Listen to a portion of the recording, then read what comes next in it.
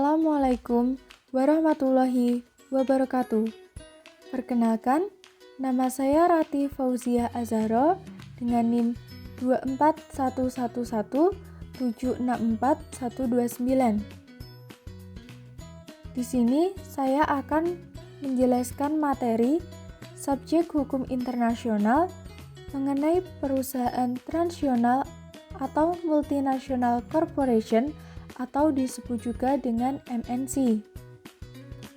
Materi yang akan dibahas dalam presentasi ini, yang pertama, pengertian perusahaan multinational corporation atau MNC.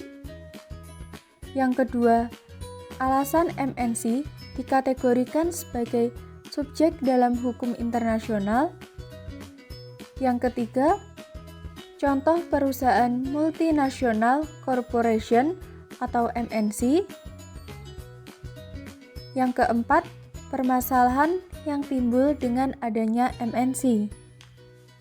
Baik, yang pertama pengertian perusahaan transnasional atau multinational corporation atau disebut juga dengan MNC.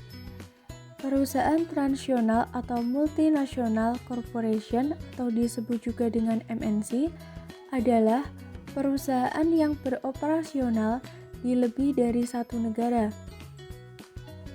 MNC memiliki kantor pusat di satu negara atau negara asal dan menjalankan operasi bisnis melalui anak perusahaan, cabang, atau afiliasi di berbagai negara lain. Selanjutnya, yang kedua, alasan MNC dikategorikan sebagai subjek dalam hukum internasional. MNC dianggap sebagai subjek hukum internasional karena yang pertama, kapasitas untuk tindakan hukum. MNC dapat melakukan tindakan hukum seperti membuat kontrak dan mengajukan gugatan di negara tempat mereka beroperasi. Yang kedua, hak dan kewajiban. Mereka memiliki hak untuk menjalankan kegiatan usaha dan melindungi kepentingan mereka, serta kewajiban untuk mematuhi hukum di negara-negara tempat mereka beroperasi. Yang ketiga, kemandirian. MNC dapat bertindak secara mandiri tanpa tergantung pada negara asal, yang memungkinkan mereka untuk terlibat dalam perjanjian internasional dan sengketa hukum.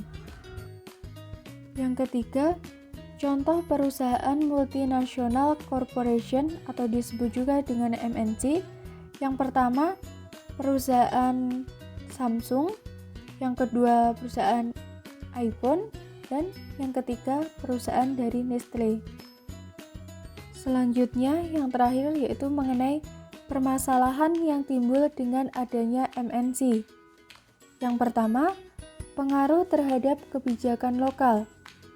MNC seringkali memiliki pengaruh besar terhadap kebijakan ekonomi dan sosial di negara tuan rumah yang dapat mengarah pada ketidakadilan atau eksploitasi sumber daya. Yang kedua, persaingan dengan perusahaan lokal. Keberadaan MNC dapat menekan perusahaan lokal yang mungkin tidak mampu bersaing dengan sumber daya dan teknologi yang dimiliki oleh MNC. Yang ketiga, isu lingkungan dan sosial. Praktik bisnis MNC kadang-kadang dapat menyebabkan kerusakan lingkungan atau pelanggaran hak asasi manusia di negara-negara berkembang. Cukup sekian penjelasan materi dari saya. Jika ada kurang lebihnya saya mohon maaf. Cukup sekian. Terima kasih.